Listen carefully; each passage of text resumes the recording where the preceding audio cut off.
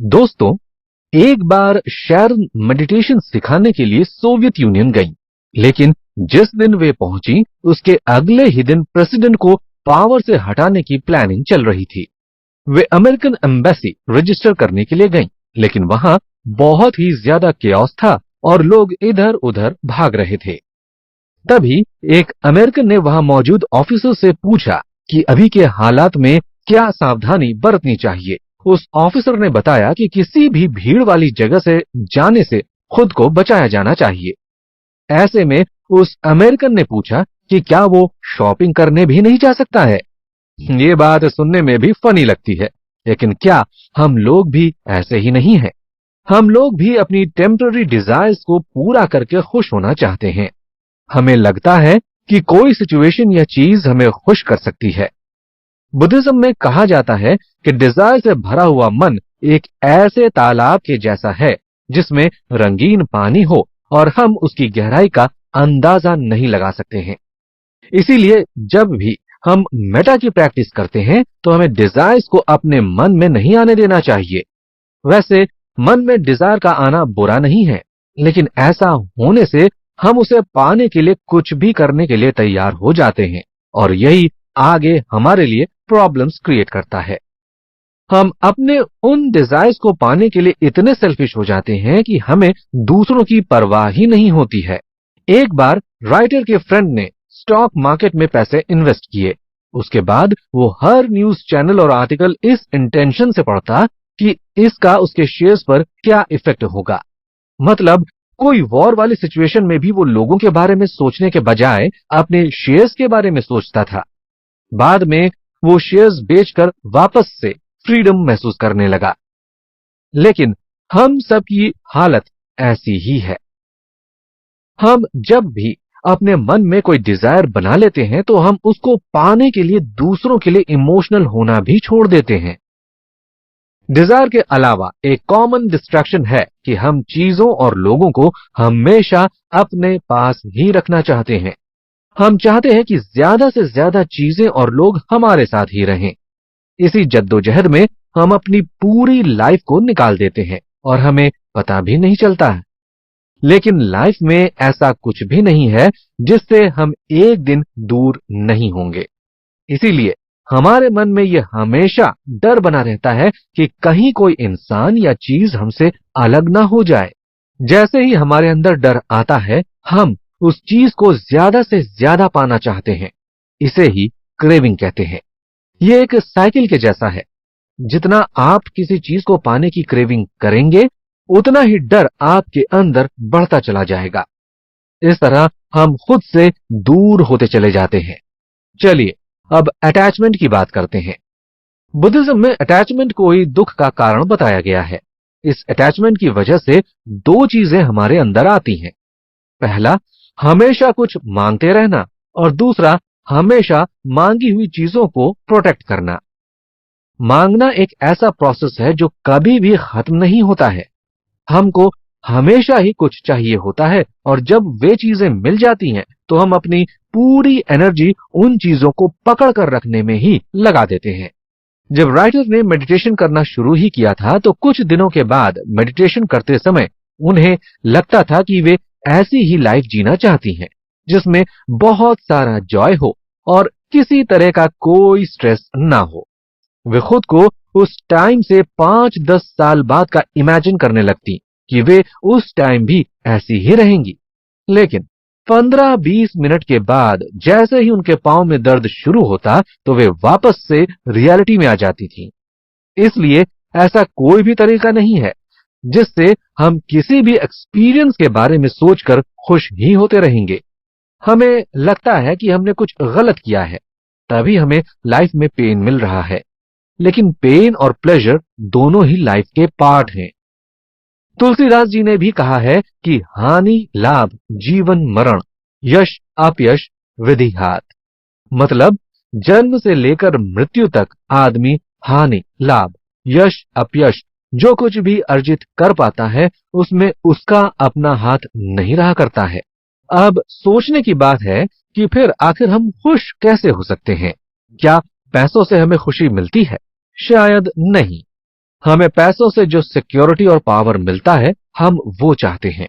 लेकिन जब हमारी लाइफ के बेसिक नीड्स पूरे हो जाते हैं, तो हम माइंड स्टेट्स में रहना चाहते हैं। किसी के लिए ये बहुत पैसे कमाना होता है, तो किसी के लिए कोई डिजायर। लेकिन हम चाहें तो ऐसी क्वालिटीज को भी अपने माइंड स्टेट्स में इंक्लूड कर सकते हैं जिसके लिए हमें कुछ पाने की जरूरत नहीं है, जैसे लव, फेथ, विजडम और पीस। ये इनर क्वालिटीज ही हमें फ्रीडम दे सकती हैं। टिबेटन बुद्धिस्ट ट्रेडिशन में एक वर्ड है रिनंसिएशन। इसका मतलब हमारी लाइफ में जो भी चीजें या सिचुएशन आ रही हैं, उसे एक्सेप्ट करना है और जो भी जा रही हैं उसे जाने देना है।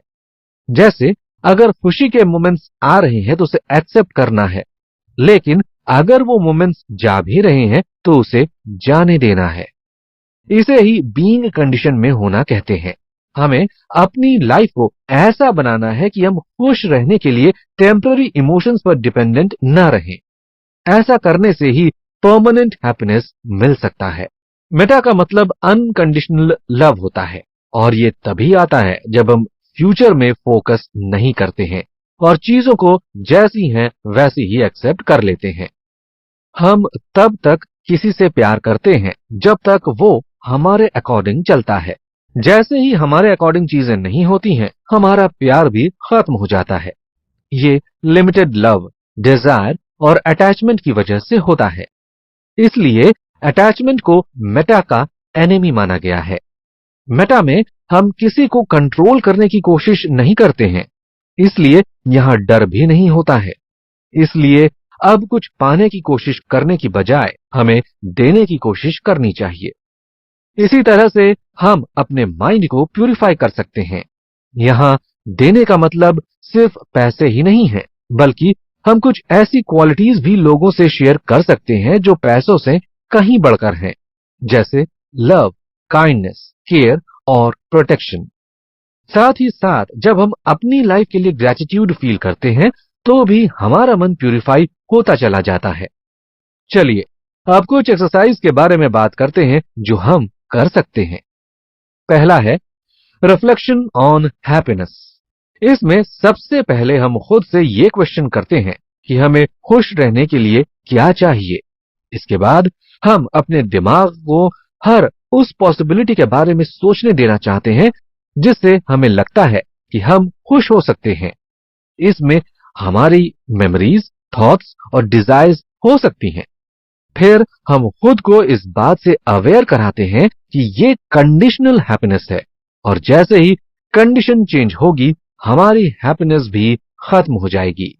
इसके बाद दूसरा एक्सरसाइज है द मीनिंग ऑफ फ्रेंड्स। इसमें हमें सोचना है कि हमारे लिए एक आइडियल फ्रेंडशिप क्या होता है। हम हमारे फ्रेंड्स के अंदर किन वैल्यूज को देखना चाहते हैं, किन लोगों के साथ हम घर जैसा महसूस करते हैं। जैसे ही हम खुद से ये क्वेश्चंस करेंगे, हम पाएंगे कि भले ही हमारे कितने ही फ्रेंड्स क्यों ना हो, लेकिन कुछ गिने चुने लोग ही हमारे इस क्राइटेरिया में फिट आएंगे। बुद्ध कहते थे कि एक अच्छी कंपनी आपको फ्रीडम और हैप्पीनेस के रास्ते में ले जाती है। इसके बाद बारी आती है द बिलवेड फ्रेंड एक्सरसाइज की। इसमें हमें सबसे पहले मेटा की प्रैक्टिस करते समय जो लाइंस बोलते हैं वो बोलना है, फिर खुद को लव और काइंडनेस से भर देना है। इसके बाद हमें वही वाइब्रेशन अपने फ्रेंड्स को भी ट्रांसफर करनी है। ऐसा करते समय अगर कोई दूसरा फ्रेंड भी आपके मन में आ रहा है तो उसे भी आने देना है। हमें वही मेटा लाइंस उनके लिए दोहराना है जो हम अपने लिए दोहराते हैं। इसके बाद हम एक्सरसाइज किसी ऐसे इंसान के लिए भी कर सकते हैं जिसके लिए हम न अच्छा सोचते हैं और न बुरा, मतलब हम न्यूट्रल होते हैं। उसे दिमाग में लाते हुए हम ये लाइंस बोल सकते हैं, तुम किसी भी खतरे से दूर रहोगे, तुम फिजिकली और मेंटली खुश रहोगे, तुम आसानी से अपनी लाइफ जियोगे।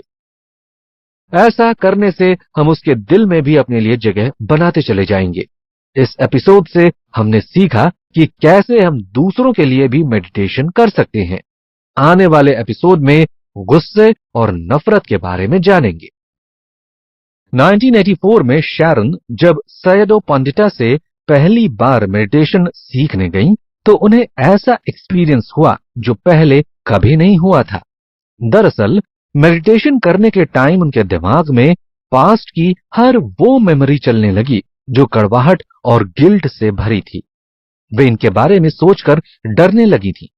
तब उन्होंने सैयदो पंडिता को सारी बात बताई, तो उन्होंने शैरन से पूछा कि अच्छा, अब तुम्हें अपनी सच्चाई दिखने लगी है।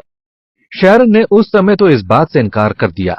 तो ऐसे में सैयदो पंडिता ने उन्हें इन सब के बारे में सोचने से मना किया।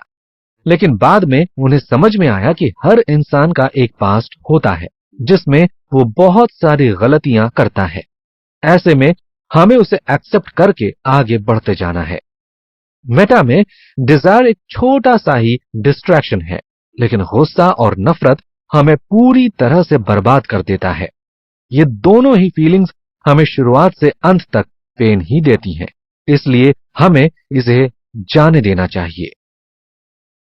नफरत हमारे अंदर दो तरीके से आती है। पहला, जब हमारे अंदर से कुछ गुस्सा या फ्रस्ट्रेशन बाहर आता है, जैसे सड़क पर जब कोई हमारी गाड़ी को ठोक देता है। दूसरा, जब डिसअपॉइंटमेंट या फियर जैसी चीजें हमारे अंदर ही रह जाती हैं, तो भी ये नफरत बन जाती है। कभी कभी गिल्ट मतलब अपराध बोध भी हमें अंदर ही अंदर परेशान करता रहता है। बुद्धिज्म में अपराध बोध और पश्चाताप में भी डिफरेंस बताया गया है। गिल्ट मतलब अपराध बोध में अंदर ही अंदर खुद को कोसते रहते हैं और खुद से ही नफरत करने लगते हैं, लेकिन पश्चाताप में हम अपने मिस्टेक्स से सीखते हैं, तो आगे के लिए केयरफुल रहते हैं। इसीलिए हमारे अंदर नेगेटिव फीलिंग्स जैसे गुस्सा, डर और नफरत है, उसे बारिश के जैसे मानना चाहिए। वे आएंगे और चले भी जाएंगे। चलिए अब नफरत के बाद गुस्से को भी थोड़ा समझते हैं। रिसर्चर्स बताते हैं कि जो लोग छोटी छोटी बात पर गुस्सा करते हैं, वो उनकी हैबिट में आ जाता है। उन्हें लगता है कि गुस्सा उनके अंदर भरा हुआ है, और जैसे ही वो गुस्सा निकाल देते हैं तो वे हल्का महसूस करते हैं। हम गुस्से को खुद पर काबू करने देते हैं, लेकिन जब हम इसे देखते हैं तो समझ आता है कि ये एक कंडीशन्ड रिस्पॉन्स है जो आता है और चले भी जाता है। इसलिए हमें गुस्से की आग में खुद को नहीं जलाना है, क्योंकि इससे हमारा ही लॉस होता है। जब बुद्ध को एनलाइटनमेंट मिलने वाला था, तो उसके एक दिन पहले ये बोधि नाम के एक पेड़ के नीचे समाधि में बैठे हुए थे, और उन्होंने ये कहा था कि जब तक उनको एनलाइटमेंट नहीं मिलेगा वे नहीं हिलेंगे। तभी एक मारा नाम का राक्षस उनके पास आया। उसने गुस्सा, डर और वासना के चैलेंजेस बुद्ध को दिए, और बुद्ध ने बिना परेशान हुए उन 3 चैलेंजेस को भी शांति से जीत लिया। उसके बाद मारा राक्षस ने अपना आखिरी पैंतरा चला, जिसमें वो बुद्ध को सेल्फ डाउट में फंसाना चाहता है। वो बुद्ध से पूछता है कि उसने ऐसा क्या किया है कि उसे एनलाइटमेंट मिलना चाहिए। तब बुद्ध धरती को टच करके उसे विटनेस बनाते हैं। इस प्रकार से वे हर चैलेंज को क्रॉस करके एनलाइटनमेंट की ओर बढ़ जाते हैं। हम भी लाइफ में जब सब कुछ अच्छे से करते हैं तो हमें सेल्फ डाउट होने लगता है। ऐसे टाइम में हमें भी खुद पर भरोसा करना चाहिए। राइटर को एक बार एक लेटर मिला जिसमें उन्हें क्रिटिसाइज किया गया था। उन्हें हर बात के लिए ब्लेम किया गया था। राइटर को इस बात पर गुस्सा आया और उन्होंने भी उस पर्सन को उल्टा ब्लेम किया। उसके अगले ही दिन उन्होंने एक लामा से बात की। वो कोई ऑर्डिनरी लामा नहीं था, बल्कि वो मेडिटेशन करके अपनी बॉडी टेम्परेचर को बढ़ा सकता था। साइंटिस्ट भी इस बात से हैरान थे और उन पर स्टडी करना चाहते थे। इसी दौरान जब राइटर को मालूम चला कि उस लामा ने बेसिक मेडिटेशन भी ज्यादा नहीं सीखा है, तो उन्होंने लामा से पूछा कि कैसे वे खुद को इस हाई लेवल तक लाए हैं। तब उस लामा ने बताया कि पहले वे एक गुरिल्ला फाइटर थे। वे लोगों को पकड़कर उन्हें टॉर्चर करके मार डालते थे, लेकिन एक बार उन्हें चाइनीज लोगों ने पकड़ लिया और उन्हें भी बहुत ज्यादा टॉर्चर किया। इस बात से उन्हें समझ में आया कि आप जैसा करते हैं ठीक वैसा ही आपको रिजल्ट मिलता है, क्योंकि कर्म का फल खुद को ही भुगतना पड़ता है। इसलिए अपने पेन और सफरिंग के लिए दूसरों को ब्लेम नहीं करना चाहिए। साथ ही साथ उन्होंने तय किया कि वे अपने मन में चाइनीज लोगों के लिए कोई भी नफरत नहीं रखेंगे, क्योंकि ऐसा करने से दोनों तरफ से आग बढ़ती ही जाएगी। उनकी यही समझ उन्हें मेडिटेशन में बहुत आगे ले गई। इस इंसिडेंट को सुनकर राइटर को भी रियलाइज हुआ कि उन्हें उस पर्सन को रूड रिप्लाई नहीं करना चाहिए था, क्योंकि बुद्ध कहते हैं कि नफरत को नफरत से खत्म नहीं किया जा सकता है, उसे बस प्यार से ही खत्म किया जा सकता है। चलिए अब कुछ एक्सरसाइज के बारे में डिस्कस कर लेते हैं। पहला एक्सरसाइज है फॉरगिवनेस। अगर हम नफरत से छुटकारा पाना चाहते हैं तो हमें लोगों को माफ करना सीखना होगा, क्योंकि जब हम लोगों को सच्चे दिल से माफ करते हैं तभी हमारे मन में लव, पेशेंस और कंपैशन जैसी अच्छी फीलिंग्स आती हैं। लोगों को माफ करके न सिर्फ हम दूसरों के लिए कंपैशनेट होते हैं बल्कि अपने लिए भी कंपैशनेट होते हैं। वैसे किसी को माफ करना उतना भी आसान नहीं है, लेकिन ऐसा करके हम अपने अंदर के गिल्ट, फियर और मिस्टेक्स को भी एक्सेप्ट करते हैं और लाइफ में मूव ऑन होते हैं। इसलिए हमें लोगों को माफ करने की प्रैक्टिस करनी चाहिए। इसके लिए हमें आंखें बंद करके आराम से बैठना है और फिर बोलना है कि अगर जाने या अनजाने में मैंने किसी का दिल दुखाया है तो मैं उससे माफी मांगता हूं। इस दौरान अगर हम किसी पर्सन या सिचुएशन को इमेजिन करते हैं या हमारी गलती थी तो हम बिना किसी गिल्ट के माफी मांगते हैं। ऐसा करने से हमारा मन हल्का हो जाएगा। कुछ दिनों तक ऐसे प्रैक्टिस करने के बाद हम धीरे से उन लोगों को भी माफ करते हैं जिन्होंने हमें हर्ट किया है। हमें बोलना है कि अगर किसी ने जाने या अनजाने में मुझे हर्ट किया है तो उसके लिए मैं उसे माफ करती हूं। इसे हम अपने मेडिटेशन की प्रैक्टिस में ला सकते हैं। दूसरा एक्सरसाइज है सीइंग गुडनेस। मतलब हमें लोगों के, खुद के और दूसरों के अंदर अच्छी क्वालिटीज को देखना है। शेरन अपना एक एक्सपीरियंस शेयर करते हुए बताती हैं कि उनके सेंटर में एक इंसान सभी से बहस करता था। सभी लोग उससे परेशान रहते थे। उसी सेंटर में काम करने वाली दूसरी इंसान को एक सीरियस बीमारी थी। एक बार शेरन ने देखा कि जब वे दोनों मिल रहे थे तो उस इंसान ने दूसरे से बहुत ही पोलाइटनेस से बात की।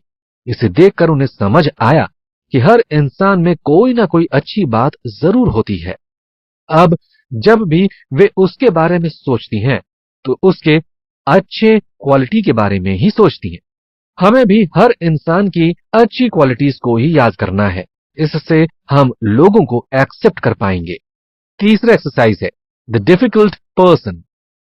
हमारी लाइफ में बहुत से ऐसे लोग होते हैं जिन्होंने हमें डीपली हर्ट किया होता है।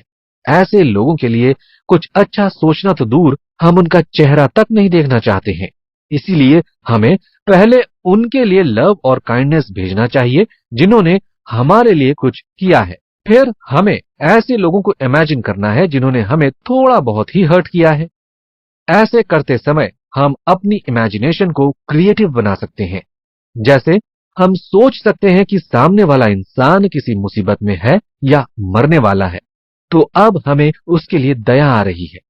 हम उस इंसान का नाम अपने मन में लेकर भी उसके बारे में अच्छा सोच सकते हैं। ऐसा करते समय बहुत सारे इमोशंस आपके मन में आ सकते हैं। जैसे कभी आपको गुस्सा आएगा तो कभी हंसी आएगी, लेकिन हमें उन इमोशंस के साथ जुड़ना नहीं है, बस उसे जाने देना है। ऐसा करते समय ये नहीं सोचना सामने वाला पर्सन रातों रात चेंज हो जाएगा और आपसे अच्छे से बात करने लगेगा। लेकिन जब आप इस एक्सरसाइज को पूरी लगन से करेंगे तो आप पाएंगे कि सामने वाला इंसान सच में बदल रहा है। यही मेटा की ताकत है। इस एपिसोड की आखिरी एक्सरसाइज है हमारे अंदर के ही मुश्किल एस्पेक्ट्स को एक्नॉलेज करना। अब जब हमने ऐसे लोगों की तरफ मेटा भेजना सीख लिया है जो हमारे साथ अच्छा बर्ताव नहीं करते हैं, तो चलिए अब हम खुद के उन एस्पेक्ट्स को एक्नॉलेज करते हैं जिसकी वजह से लो फील करते हैं, जैसे लोनलीनेस और एंगर। हम जानते हैं कि ये सब हमारे लिए अच्छे नहीं है, फिर भी हम चाह कर भी इसे अपनी लाइफ से बाहर नहीं निकाल सकते हैं। ऐसे में हमें शांति से बैठकर बोलना है कि मैं इन फीलिंग्स को भी एक्सेप्ट करता हूं। मैं इस दर्द को दूसरों की अच्छाई के लिए यूज करूंगा। इस एपिसोड से हमने सीखा कि कैसे हम गुस्से और नफरत को प्यार में बदल सकते हैं। आने वाले एपिसोड में हम सभी के लिए कंपैशनेट होना सीखेंगे। एक बार की बात है, शैरन एक रूरल एरिया में मेडिटेशन कैंप ले रही थी। वे वहां सुबह उठकर मॉर्निंग वॉक के लिए जाती थी। जिस साइड वे जाती थी, वहां एक मैक्स नाम का बहुत ही खतरनाक कुत्ता रहता था। उन्होंने सुना था कि वो कुत्ता बहुत ही अग्रेसिव है, इसलिए वे हर समय बहुत ही केयरफुल रहती थी। वैसे तो अभी तक उनका सामना मैक्स से नहीं हुआ था, लेकिन अब जब वे सुबह उठती तो उनके मन में पहला ख्याल मैक्स का ही आता था। मतलब उनकी सुबह प्रेयर से स्टार्ट होने की जगह एक डर से होती थी। फाइनली वो दिन भी आ गया जब उनका सामना मैक्स से हुआ। जैसे जैसे वे मैक्स के पास जा रही थीं, उनकी धड़कनें बहुत तेज हो रही थीं। उनका डर बढ़ गया था, लेकिन उन्होंने खुद को कंट्रोल किया और उनके पास पहुंचने पर पूरे कन्विक्शन के साथ बोली, मैक्स, क्या तुम्हें पता है कि मेरा मिडिल नेम मैक्सिम है और लोग मुझे भी मैक्स कहते हैं। ऐसा करके उन्होंने मैक्स के साथ एक कनेक्शन बनाया और मैक्स ने भी उन्हें कुछ नहीं किया। दूसरे लोगों के लिए मैक्स एक खतरनाक और एग्रेसिव कुत्ता था, लेकिन शैरन ने उसे खुद से अलग माना ही नहीं था। जब भी हम लोगों को खुद से अलग मानते हैं तो हमारे अंदर एक प्रकार का डर आता है और उसकी वजह से हमें अकेलेपन का भी एहसास होता है। कहते हैं कि इस यूनिवर्स में सभी चीजें एक दूसरे से दूर जा रही हैं। अगर हम एक तरीके से सोचें तो इस यूनिवर्स का कोई भी सेंटर पॉइंट नहीं है जिसे हम अपना घर बोल सकें, क्योंकि सभी प्लैनेट्स और स्टार्स लगातार मूव कर रहे हैं। लेकिन इसके ऑपोजिट हम ये भी सोच सकते हैं कि कोई फिक्स पॉइंट नहीं होने की वजह से सभी जगह हमारे घर के जैसा ही है। ठीक वैसे ही प्यार और खुशियों के लिए भी कोई एक जगह नहीं होती है। हम किसी भी सिचुएशन में खुश रह सकते हैं। हमें यह समझना है कि हम यूनिवर्स के साथ कनेक्टेड हैं। जब हम ऑक्सीजन लेते हैं और कार्बन डाइऑक्साइड छोड़ते हैं तो यह कोई नॉर्मल प्रोसेस नहीं है, बल्कि इससे हमें मालूम चलता है कि हम अभी जिंदा हैं। इसलिए हमें खुद को हमेशा ही सबसे कनेक्टेड ही फील करना है। हमें लग रहा होगा कि हम कैसे कनेक्टेड फील कर सकते हैं, तो इसका जवाब है कि जितना हम मेडिटेशन करते चले जाएंगे उतना ही हम सबसे कनेक्टेड होते चले जाएंगे। अब अपने लाइफ के अप्स और डाउन्स को आसानी से देख पाते हैं और हमें समझ आता है कि हम हर पल जी रहे हैं और हर पल मर रहे हैं। चलिए एक कहानी सुनते हैं। एक आदमी को अपनी परछाई और अपने पैरों के निशान अच्छे नहीं लगते थे, इसलिए वो उनसे छुटकारा पाना चाहता था। इसके लिए वो बस भागता रहता था, लेकिन वो जितना भी भागता अपनी परछाई और पैरों के निशान को साथ ही पाता था। इस तरह भागते हुए वो एक दिन मर गया। बल्कि अगर वो किसी एक जगह बैठकर अपनी परछाई के ऊपर लेट जाता तो उसके प्रॉब्लम्स का सलूशन मिल सकता था। ठीक वैसे ही जब हम भी अपनी प्रॉब्लम्स से भागने के बजाय शांत होकर उसका सामना करते हैं तो सलूशन बहुत ही जल्दी मिल जाता है। एक बार शैरन की दोस्त ने उनसे कहा कि उनके जूते खराब हो गए हैं, लेकिन वो नया जूता नहीं खरीद सकती हैं। ऐसे में शैरन को अपनी दोस्त के लिए बहुत खराब लगा, लेकिन दूसरे ही पल उन्हें समझ में आया कि दुनिया में ऐसे कितने ही लोग हैं जिन्होंने आज तक कभी जूते ही नहीं पहने होंगे। लेकिन वे उनके लिए नहीं सोच रही थी, क्योंकि उनके मन में अपने और पराये का भाव था। हमारे साथ भी यही होता है। हम अपने और पराये में उलझे रहते हैं और भूल जाते हैं कि सब कुछ कनेक्टेड ही है। बुद्ध अपने शिष्यों को सिखाते थे कि हमें प्यार की शक्ति से खुद को एक स्पेस के जैसे बनाना है। अगर हम स्पेस में पेंट डालते हैं तो वो हवा का कलर नहीं बदलता है, लेकिन यही पेंट अगर दीवारों और चीजों पर डालते हैं तो उसमें कलर हो जाता है। यही सेपरेशन है और हमें इसे भूलकर खुद को स्पेस की तरह बनाना है। एक बार की बात है जब शैरन इंडिया में रहकर बोध गया में मेडिटेशन की प्रैक्टिस कर रही थी, तो उसी समय वे कलकत्ता गई थी। उन्हें वापस वहां से ट्रेन पकड़नी थी। ऐसे में उन्होंने अपने साथी के साथ रिक्शा किया। वो रिक्शा वाला शॉर्टकट मारते हुए सुनसान तंग गलियों के बीच से निकल रहा था। तभी उसे किसी गुंडे ने रोका और उसने शैरन का भी हाथ पकड़ लिया। ऐसे में बहुत मुश्किल से वे वहां से निकली। जब वे बोधगया में पहुंची तो उन्होंने अपनी मेडिटेशन टीचर मुनिंद्रा को इस बारे में बताया। तब उन्होंने कहा कि उन्हें पूरे प्यार के साथ उस आदमी को छाते से मारना था। हम समझते हैं कि प्यार से भरे होने से हमें लोगों की खराब हरकतों को सहते जाना है, लेकिन इसके ऑपोजिट कंपैशन ऐसा नहीं है। कंपैशन हमें खराब चीजों के खिलाफ आवाज उठाना भी सिखाता है। कंपैशन का सही मतलब अपने दुख को जानकर उसे एक्नॉलेज करना है, जिसकी वजह से दर्द अपने आप बाहर निकल जाता है। हमें हमेशा ही यह बताया जाता है कि सफरिंग करना अच्छी बात नहीं है और इसे अवॉइड करना चाहिए। इसीलिए हम इसका सामना न करके इससे दूर भागना चाहते हैं। चलिए महाभारत की बात करते हैं। एक बार युधिष्ठिर से पूछा गया कि इस दुनिया में सबसे अनोखी बात क्या है। तब युधिष्ठिर ने कहा कि लोग अपने चारों तरफ लोगों को मरते देखते हैं, लेकिन फिर भी उन्हें ये लगता है कि वे नहीं मरेंगे। ये बात भी सही है। हम कितनी ही बार न्यूज में पढ़ते हैं कि लोग एक्सीडेंट में मर गए या फिर अचानक उनको हार्ट अटैक आ गया, लेकिन हमें लगता है कि हम नहीं मर सकते हैं। ये बात दुख के लिए भी लागू होती है। हम माने चाहे ना माने, लेकिन इस दुनिया में दुख है। हमें स्पिरिचुअल वर्ल्ड में भी यही सीखना है कि इस लाइफ में कौन कौन सी चीजें हैं और किस तरह से वो हमारे लाइफ को अफेक्ट कर रही हैं। जब हम अपने दुख को एक्नॉलेज कर लेते हैं तो हमें समझना भी होता है। इसी से हमारे अंदर कंपैशन आता है। जब हम अपने आसपास कुछ गलत देखते हैं तो हमें लगता है कि काश हम इसे कंट्रोल कर पाते, लेकिन जब हम ऐसी घटनाओं को कंट्रोल नहीं कर पाते हैं तो हमें गुस्सा आता है या डर लगता है।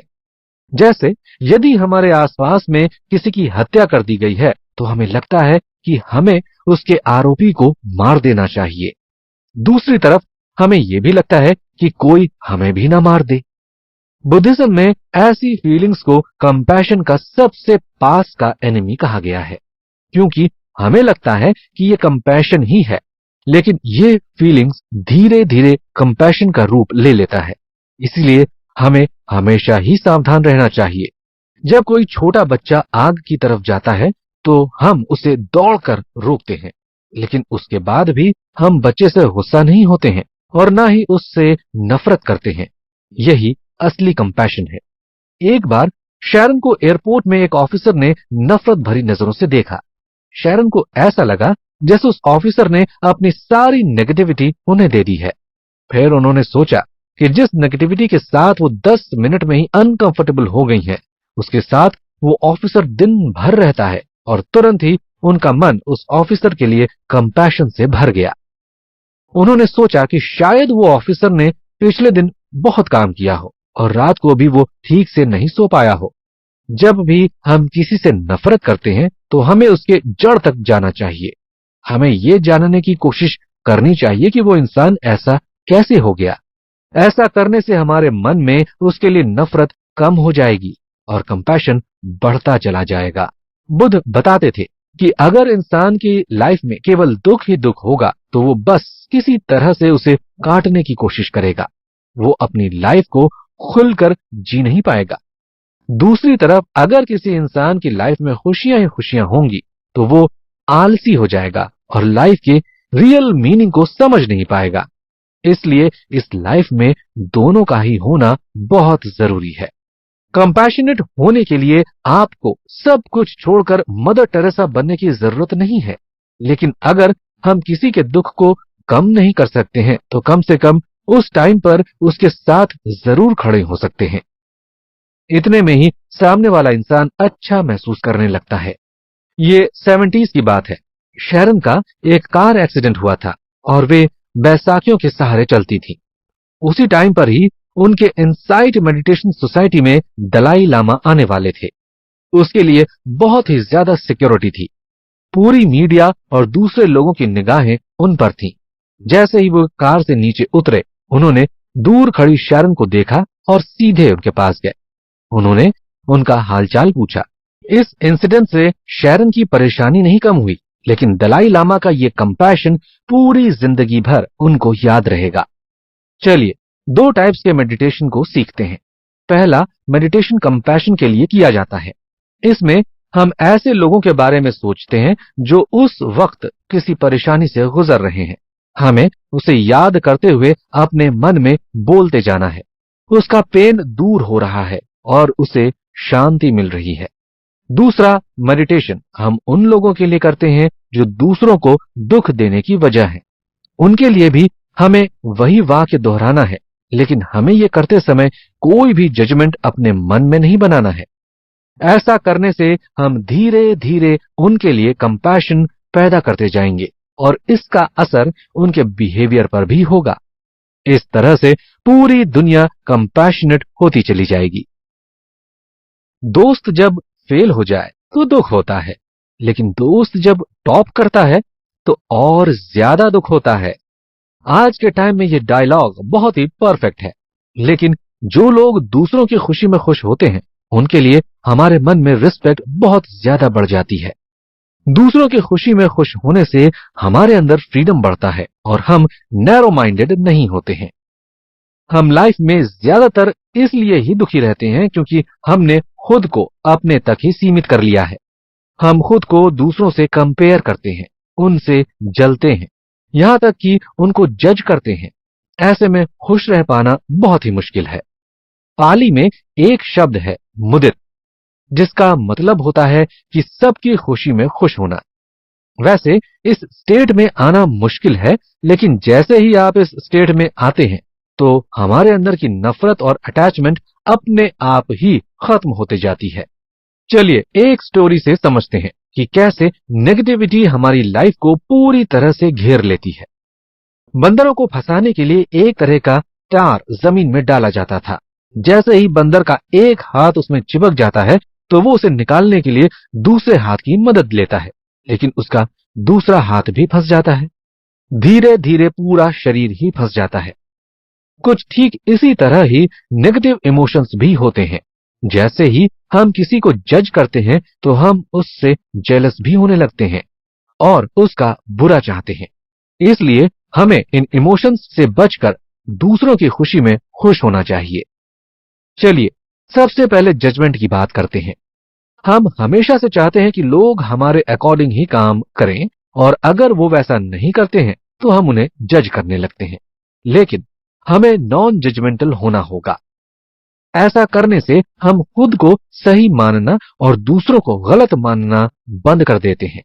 आप कभी कभी लोगों को एडवाइस देते हैं कि इस जगह पर आपको नहीं जाना चाहिए क्योंकि हमारा एक्सपीरियंस अच्छा नहीं रहा है। लेकिन जब हम देखते हैं कि वही लोग वहां जाते हैं तो उनका एक्सपीरियंस बहुत ही अच्छा होता है। इस तरह से हम गलत साबित हो जाते हैं। हमें समझना है कि सबकी लाइफ का एक्सपीरियंस अलग होता है। कोई लाइफ में एक गवर्नमेंट नौकरी भर चाहता है तो कोई पूरी दुनिया में घूमना चाहता है। इसलिए किसी को भी जज नहीं करना चाहिए। जजमेंट के बाद अब बात करते हैं कंपैरिजन की। जब भी हम दूसरों से खुद को कंपेयर करते हैं तो हम खुद को दूसरों से बेहतर पाते हैं या बदतर पाते हैं। लेकिन दोनों ही सिचुएशंस में हम खुद को नुकसान पहुंचाते हैं। जब भी खुद की कंडीशन को दूसरों से कंपेयर करके खुश होने की कोशिश करते हैं तो अपने आप हमारी खुशी कम होने लगती है। मान लीजिए आप कहीं पर शांति से बैठे हैं और आपके बाजू में एक इंसान आकर बैठता है जो दिखने में बहुत ही अच्छा है, तो आपको लगने लगता है कि हमें भी उसके जैसा दिखना चाहिए। अगर कोई खराब दिखता है तो हमें अच्छा लगता है, लेकिन शायद वो इंसान रात भर से काम कर रहा हो। हर इंसान के पीछे की एक कहानी होती है जो हम नहीं जानते हैं। बुद्ध कहते थे कि किसी लड़ाई में जीतने वाला और हारने वाला दोनों ही हारते हैं। इसीलिए हमें किसी के साथ कंपैरिजन न करते हुए दूसरों की खुशी में भी खुश होना चाहिए। कंपैरिजन के बाद हम बात करते हैं भेदभाव की। जिन लोगों से हम प्यार करते हैं उन्हें तकलीफ में देकर हमें भी गुस्सा आता है। इसके ऑपोजिट जब हम किसी ऐसे इंसान को सक्सेसफुल होते देखते हैं जिसे हम पसंद नहीं करते हैं तो भी हमें गुस्सा आता है। लेकिन क्या हम ऐसे सिचुएशन में भी उसके लिए खुश हो सकते हैं? ऐसा करने से ही हम लाइफ में रियल हैप्पीनेस को पा सकते हैं। मेटा की तरह ही मुदिता भी है। जैसे जैसे हम मुदिता की प्रैक्टिस करते जाते हैं, हमारे अंदर का हैप्पीनेस भी बढ़ता जाता है। हमारे अंदर कंपैशन आ जाता है। उसकी वजह से हम दूसरों का भी दुख फील कर पाते हैं। अगर हमें मुदिता की प्रैक्टिस करनी है तो हमें लोगों को अपने से छोटा दिखाना भी छोड़ना होगा। जब हम लोगों के पास बहुत पैसा या पावर देखते हैं तो भी हम मन ही मन चाहते हैं कि वो और आगे न बढ़े। हमें ऐसा लगता है कि जितना दूसरों के पास खुशी होगी, हमारे पास उतनी ही कम खुशी होगी। लेकिन ऐसा नहीं है। ऐसा नहीं है कि ये सिर्फ लोगों के सक्सेस या पैसों को देखकर लगता है। जब हम देखते हैं कि दूसरों को प्यार मिल रहा है तो भी हमें लगता है कि उसे प्यार नहीं मिलना चाहिए। लेकिन ऐसा करके हम खुद के लिए ही प्यार को कम करते हैं। इसीलिए हमें उन लोगों के लिए भी प्यार ही भेजना है जिन्हें हम पसंद नहीं करते हैं। जब शैरन शुरुआत में मेडिटेशन की प्रैक्टिस करती थीं, तो ये बहुत रेस्टलेस रहती थीं और उनको हर टाइम पर नींद आती रहती थी। ऐसे में वे धीरे से आंख खोलकर देखती थीं कि कौन क्या कर रहा है। वे देखती कि सभी लोगों की आंखें बंद हैं और वे शांति से मेडिटेशन कर रहे हैं। ये देखकर वे और ज्यादा रेस्टलेस हो जाती थीं। उन्हें दूसरों से जलन होती थी कि वे लोग अच्छा कर रहे हैं। इसलिए जेलस फील करके हमें खुद का नुकसान नहीं करना चाहिए। मुदिता की प्रैक्टिस करने से हम अपनी लाइफ में बोर्डम को भी मिटा सकते हैं, क्योंकि इसकी वजह से हम लगातार खुश रहते हैं और लोगों से कनेक्टेड फील करते हैं। जब लाइफ में हम छोटी छोटी चीजों पर ध्यान देना बंद कर देते हैं तो हमें बोर्डम की फीलिंग आने लगती है। इसीलिए जब हम छोटी छोटी बातों पर अटेंशन देते हैं और दूसरों की खुशियों में भी खुश होते हैं तो ये बोर्डम अपने आप ही लाइफ से चला जाता है। अभी तक हमने मुदिता के दुश्मनों की बात की है। अब हम उसके दोस्तों की बात करते हैं। सबसे पहला नंबर आता है ग्रैटिट्यूड का। जब हम अपने आसपास की चीजों और लोगों के लिए ग्रेटफुल महसूस करते हैं तो हमारी खुशियां बढ़ती ही चली जाती हैं। साथ ही साथ जब हमारी लाइफ में कंपैशन बढ़ता है तो वे मुदिता का साथी बन जाता है, क्योंकि मुदिता से हम अपने अंदर की खुशियों को महसूस करते हैं, तो वहीं कंपैशन से हम अपने अंदर के दर्द को महसूस करते हैं।